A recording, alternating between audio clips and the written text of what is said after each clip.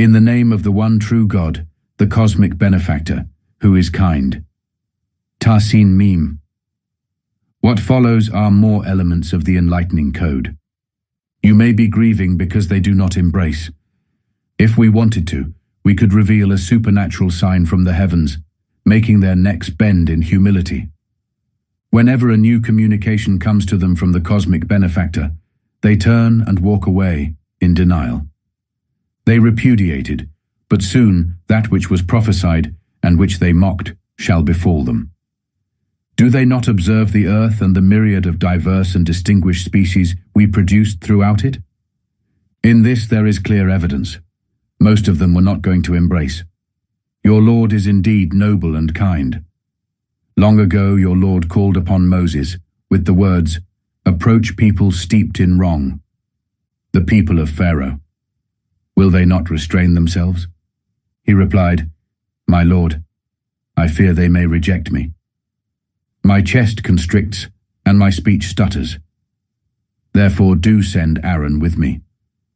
They also have a claim against me, and I fear they may execute me." "No," the voice from God responded. "Go, both of you, with our evidence. We are with you, listening. Go to Pharaoh and say, 'We are the messengers of the Lord of the worlds. Let the Israelites come with us.'" After Moses delivered his message, Pharaoh responded, "Did we not raise you among us as a child, and you stayed among us for years of your life? Yet you did what you did, being ungrateful." "I did it," Moses replied, "while I lacked direction.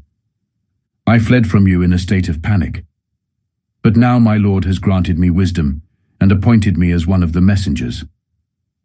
As for this, the favor of which you remind me, that in fact stems from your indenturing of the Israelites." Pharaoh asked, "So who then is the Lord of all nations?" Moses answered, "He is the sustainer of heavens and earth and whatever exists in between." Pharaoh then addressed those around him, saying, "Did you hear this?" Moses added, "He is also your sustainer, and the sustainer of your ancient ancestors." Pharaoh responded, "This messenger of yours appointed for you has lost his mind." Moses continued, "He is the sustainer of the east and the west and all that is between. If you would only think about it rationally." He threatened, "If you adopt any sacred authority other than me, I shall have to imprison you." Moses responded, "What if I brought you visible proof?" Pharaoh answered, "Then bring it to prove your truthfulness." So Moses cast his rod, and it became a serpent, visible to all. Then he extracted his hand, and it shone white to all who looked on.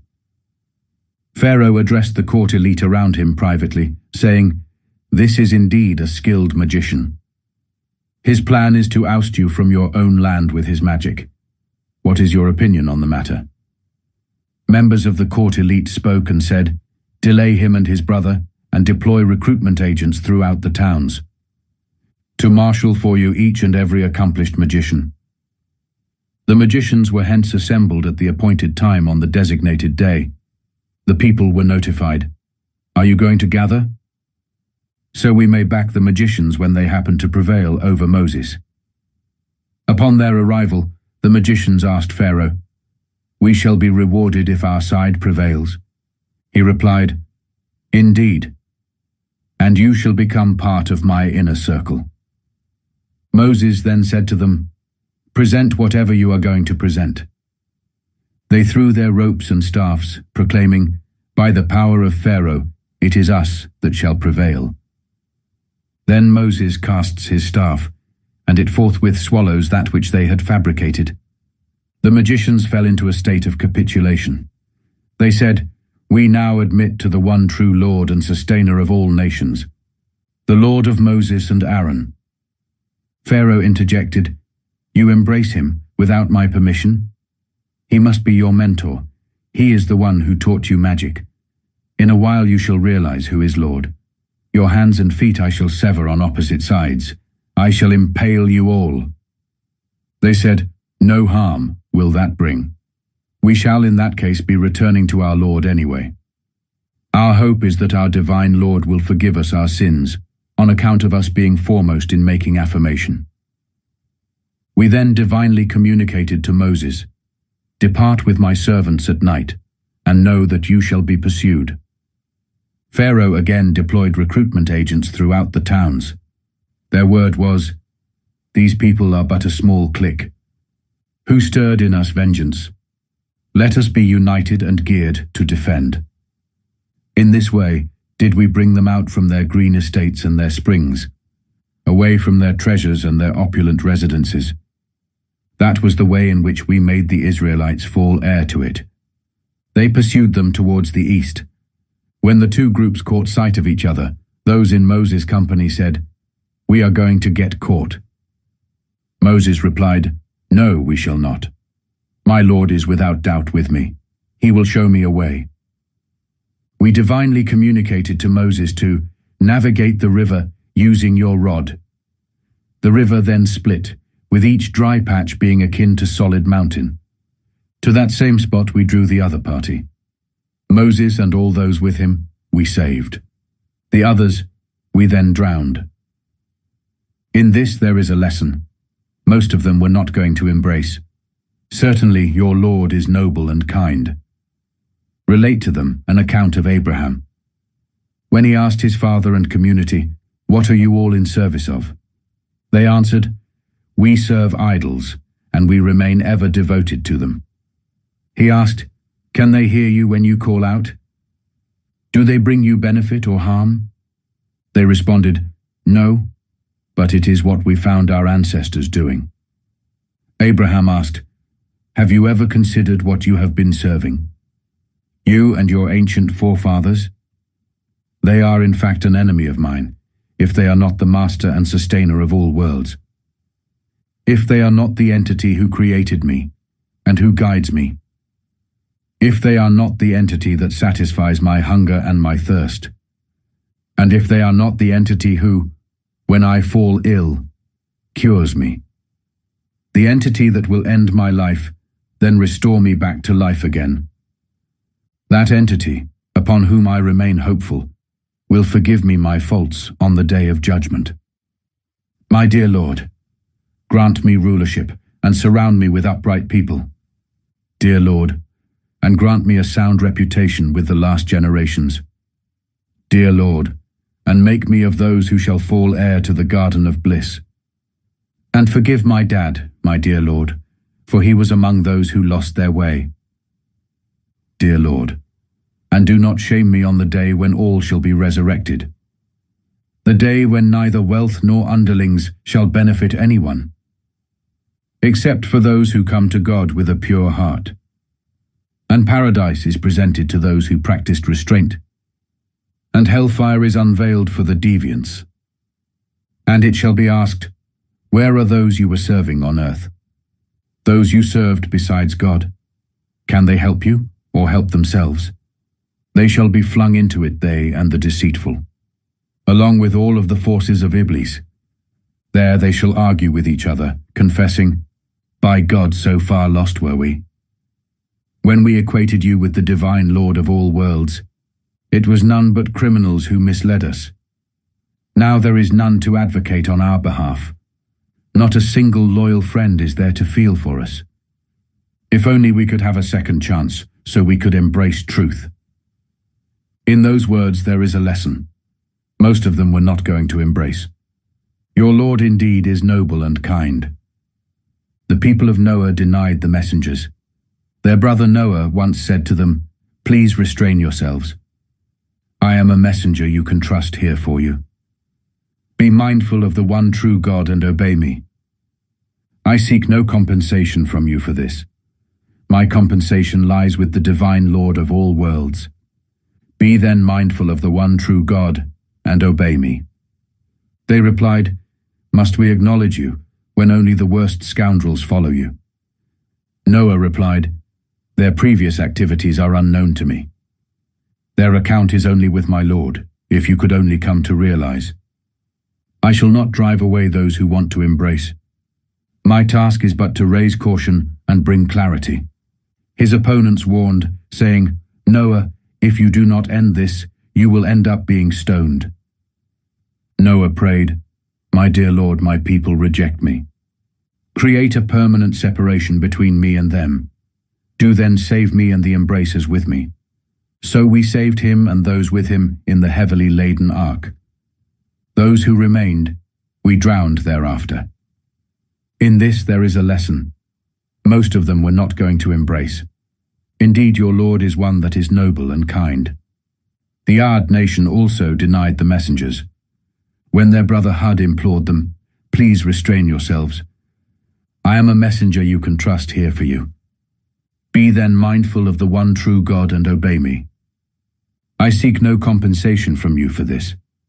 My compensation lies with the divine Lord of all worlds. Will you then erect at every elevated place a signpost, manipulating the people? And acquire for yourselves grandiose buildings, hoping to prevail forever? And when you strike militarily, you do so with overwhelming force. I say to you then, be mindful of the one true God and obey me. Be mindful of him who extended your reign based on the knowledge you possess. He strengthened you with livestock and with underlings, and with lush estates and springs. I worry about you for the suffering, one irrevocable D-Day. The arrogant responded, "Whether you preach to us or not, matters not in the least to us." This, which we follow, were institutionalized by the original members of our society. No suffering is to befall us. They denied him, and so we wiped them out. In this there truly is a lesson. Most of them were not going to embrace. Your Lord is truly one that is noble and kind. Thamud, similarly, denied the messengers. The time when their brother Saleh asked them, "Please restrain yourselves. I am a messenger you can trust here for you. So, be then mindful of the one true God and obey me. I seek no compensation from you for this. My compensation lies with the divine Lord of all worlds. Do you think that, in all of this here, you are left with lasting security? In these lush estates and springs? In these harvests and palm trees tender with their softened fruit? And in these skillfully carved dwellings out of the mountains? So be then mindful of the one true God and obey me. Succumb not to the agenda of the perverse, those who corrupt rather than heal the world." They replied, "Delusions, none but delusions are what you suffer. A mortal like us is what you are. Come with a supernatural sign if you are right." Saleh replied, "So then, here is a camel. Let it have its time to drink as you have your time on a scheduled day. Do no harm of any type to it, or you shall meet with retribution one irrevocable D-Day." Still they cruelly slaughtered the camel, upon which they became filled with remorse. Retribution befell them. Indeed, in this there is a lesson. Most of them were not going to embrace. Your Lord is noble and kind. The people of Lot similarly denied the messengers. That time their brother Lot said them, "Please restrain yourselves. I am a messenger you can trust here for you. Be then mindful of the one true God and obey me. I seek no compensation from you for this. My compensation lies with the divine Lord of all worlds. Of all the world you choose men, while ignoring the mates your Lord created for you? A people given to excess is what you are." They replied, "If you do not cease this, dear Lot, you shall become an outcast." He replied, "I do loathe this practice of yours. My dear Lord, deliver me and my family from this which they engage in."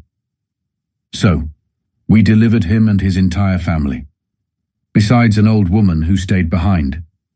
The others, we wiped out. A barrage is what we rained down on them. Terrible indeed is that which rains upon those who received the final warning. In this, also, there is a lesson. Most of them were not going to embrace. Your Lord is noble and kind. The dwellers of the forest also denied the messengers. That time when Shu'aib pleaded with them, Please restrain yourselves. I am a messenger you can trust here for you. Be then mindful of the one true God and obey me. I seek no compensation from you for this. My compensation lies with the divine Lord of all worlds. Stick to the business deal you make, and be not of those who make the other party suffer loss. Weigh on a scale that is duly calibrated. Stop devaluing the items of people, and stop your malicious activities across the land, corrupting everything. Be mindful of He who created you as well as earlier civilizations. They responded, saying, "Delusions, none but delusions, are what you suffer. A mortal like us is all you are. Just another liar is what we think you are. Make pieces of the sky fall down on us, to prove you are right." Shu'aib replied, "My divine Lord is best acquainted with your doings." So they repudiated Shu'aib, and the scourge of that shadowy day seized them, the scourge of a D-Day that was irrevocable. In this there is a lesson. Most of them were not going to embrace. Your Lord is noble and kind. The message is indeed a revelation from the Lord of all worlds. The one that conveys it is a spirit that is genuine. He that places it in your mind, so you are able to raise caution. He that conveys it in Arabic that is clear. The same message contained in ancient scriptures. Is it not evident for them that Israelite scholars are aware of it? Had we revealed the message to a non-Arab group, and had he merely read it to them, they still would not have embraced it. This is how we have made the tendency of denial, embedded in the minds of the perverse. They will not embrace it until they see the terrible torment. A torment that will come upon them unexpectedly, while caught in oblivion. Then they will exclaim, "Could we be given more time?" Are they then rushing the moment of our chastisement? Consider this, even if we were to grant them enjoyment for years, whereupon the chastisement which they were promised befell them. All their enjoyed comforts will not avail them. Never did we wipe out a town without sending them a warner. They came to deliver fair notice, for we never act wickedly. It is not demons that brought it down. No right have they to it, nor ability. Barred are they from any auditory access to it. Do therefore not invoke any other object of sacred devotion along with the one true God, lest you want to be of the chastised. Caution therefore your nearest relatives. Cherish those who follow you from the ranks of the embracers. If they should disobey you, say, "I bear no responsibility for your actions."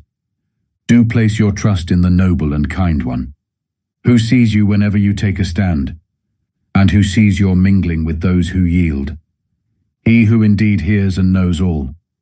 Should I inform you upon whom demons descend?